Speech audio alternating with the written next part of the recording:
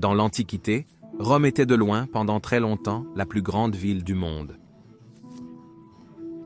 Selon les sources que vous consultez, il est écrit que Rome comptait entre 1 million et même 2 millions d'habitants à son apogée. En utilisant des preuves archéologiques et des registres de la quantité de céréales et de porcs fournis à différentes époques, nous pouvons reconstituer que le nombre le plus probable d'habitants devait être compris entre 800 000 et 1 200 000 d'habitants à l'époque d'Auguste, donc autour de la naissance de Jésus-Christ. En utilisant la même méthode, nous constatons que même vers l'époque de Valentinien III, vers 450 après Jésus-Christ, Rome avait encore un nombre incroyable de 500 000 habitants. Le déclin de la population a commencé avec Constantin, lorsque beaucoup ont quitté l'ancienne Rome pour la nouvelle Rome, la nouvelle capitale de Constantin à l'est. Mais pourtant, 500 000 habitants en l'an 450 après Jésus-Christ est toujours surprenant, étant donné que nous lisons souvent comment l'importance de Rome avait décliné à partir du IVe siècle. Je ferai des vidéos futures où je soutiendrai que formellement, Rome n'a jamais cessé d'être la véritable capitale de l'Empire d'Occident. Mais c'est un sujet pour une autre fois. Après l'effondrement de l'Empire romain d'Occident en 476 ou 480 après Jésus-Christ, selon votre préférence, Rome avait encore beaucoup d'habitants pour cette époque. Les estimations pour l'époque autour du 5e siècle après Jésus-Christ, donc pendant le règne de Théodoric, varient entre 100 000 habitants comme limite inférieure et jusqu'à 250 000 habitants. Il est difficile d'estimer les chiffres de cette époque, car c'est ici que les archives commencent à devenir plus difficiles à retracer, et elles disparaîtront bientôt complètement avec l'obscurité qui a suivi les guerres gothiques.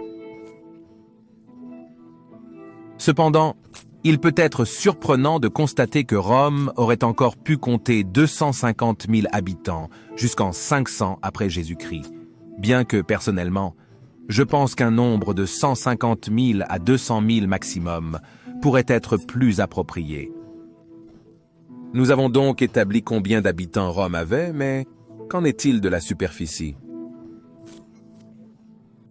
Rome était, selon les normes anciennes, une ville absolument gigantesque, la plus grande du monde. Même Alexandrie ou plus tard Constantinople ne pouvaient rivaliser avec Rome en termes de taille. Lorsque nous essayons d'estimer la superficie de l'ancienne Rome, nous pouvons utiliser de vieilles cartes basées sur un modèle de la ville datant d'environ l'an 200 après Jésus-Christ.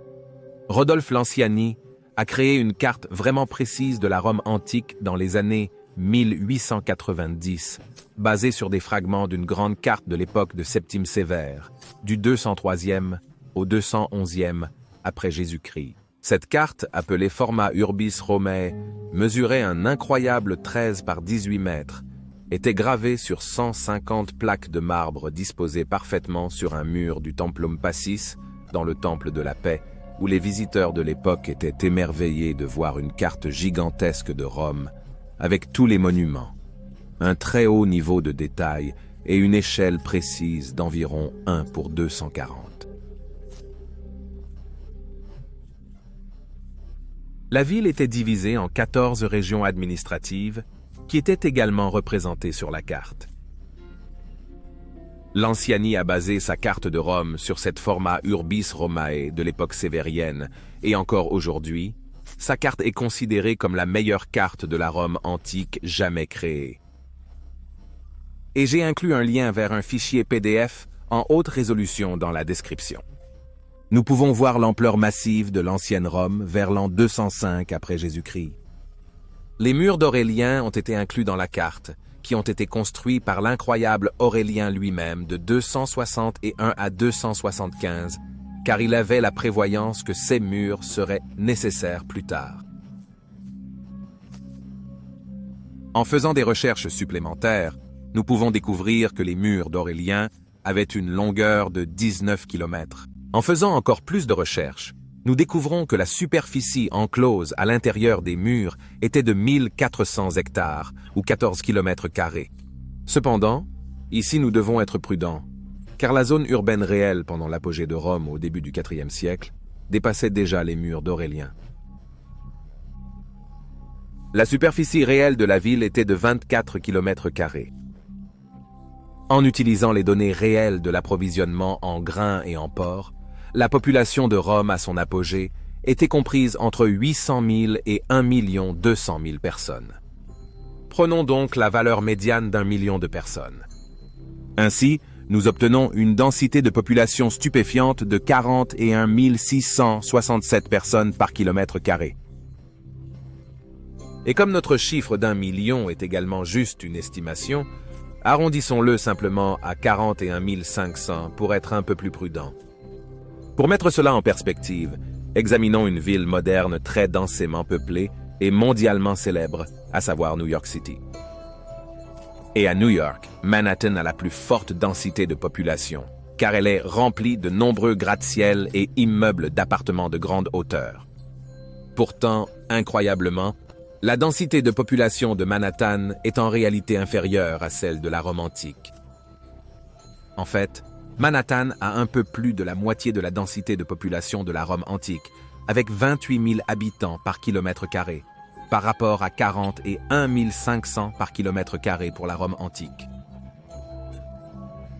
Même Hong Kong, cette incroyable ville dense avec tous les immeubles de grande hauteur, n'a qu'une densité de population de 6 300 personnes par km², soit seulement un sixième de la densité de population de la Rome antique. En fait, si nous regardons les villes les plus densément peuplées du monde actuellement, nous sommes absolument stupéfaits de constater que l'ancienne Rome serait en réalité à la 3e place de cette liste ici. Malé, la capitale des Maldives, est actuellement la ville la plus densément peuplée de la planète, avec 153 000 personnes vivant sur une superficie d'environ 2 km², correspondant à un incroyable 78 700 habitants par km².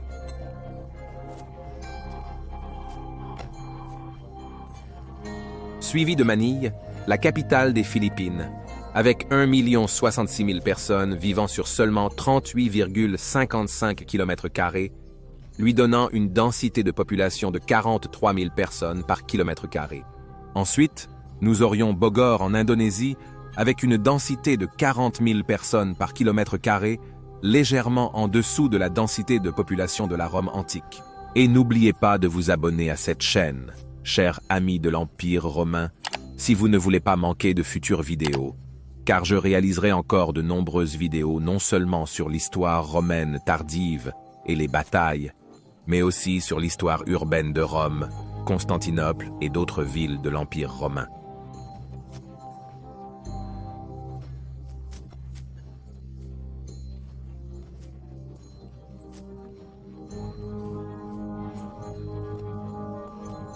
Les villes modernes peuvent atteindre de telles densités de population grâce aux immeubles d'appartements de grande hauteur, où des centaines de personnes peuvent vivre dans un seul bâtiment.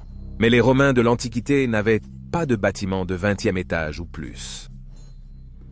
Eh bien, la réponse à cette énigme est donnée par un type spécial d'immeuble d'appartements romains anciens appelé Anzula. La Notitia Dignitatum, un document ancien datant d'environ le 21e avril, 420 après Jésus-Christ, détaille la ville de Rome de cette époque. Selon ce document, la Rome du 420 après Jésus-Christ comptait un incroyable 2754 km de palais ou temples et 46 602 insulae, soit des immeubles d'appartements. Ces îles pouvaient être construites jusqu'au 9e étage avant qu'Auguste lui-même n'introduise une limite de hauteur d'environ 20 mètres. Cependant, ces bâtiments étaient construits avec une faible qualité de construction, de sorte que même cette réduction de hauteur ne les empêcherait pas de s'effondrer parfois. Et comme vous pouvez l'imaginer, la probabilité de survivre à un tel effondrement n'était pas très élevée pour les locataires. Par conséquent, la hauteur a ensuite été réduite à environ 17,5 mètres.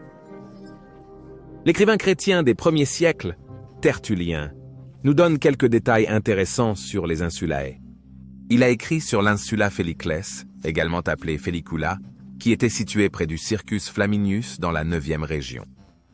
Il déplorait l'orgueil de ces immenses bâtiments à plusieurs étages en comparant les Félicules aux demeures vertigineuses des dieux. Les archéologues modernes ont pu déterminer qu'une insula typique pouvait accueillir jusqu'à 40 personnes dans au moins 7 appartements, voire plus, les plus grands appartements offrant une superficie de près de 100 mètres carrés. Ceci est assez comparable aux appartements modernes. La seule insula survivante à Rome est l'insula dell'Ara Coeli, de 5e étage, datant du 2e siècle après Jésus-Christ, qui se trouve au pied de la colline du Capitole. En raison des problèmes de sécurité mentionnés précédemment et du nombre supplémentaire d'escaliers, les étages supérieurs de CS Insulae étaient les moins désirables et donc les moins chers à louer. Exactement le contraire des immeubles d'appartements modernes. Bien sûr, le fait que ces insulae n'avaient pas d'eau courante rendait les étages supérieurs encore moins attrayants, puisque l'eau pour boire ou se laver devait être transportée jusqu'aux étages les plus élevés. Comme nous l'avons dit, les plus hauts avaient 9 étages à l'époque pré-augustéenne, mais comme ils étaient vraiment sujets à s'effondrer, les suivants n'avaient probablement que 6 ou 7 étages tout au plus. Mais il est toujours assez fascinant de voir à quel point ces immeubles d'appartements étaient similaires à bien des égards aux immeubles d'appartements modernes de notre époque. Se promener dans les quartiers de Rome qui avaient une forte densité d'insulae devait être un spectacle impressionnant à contempler.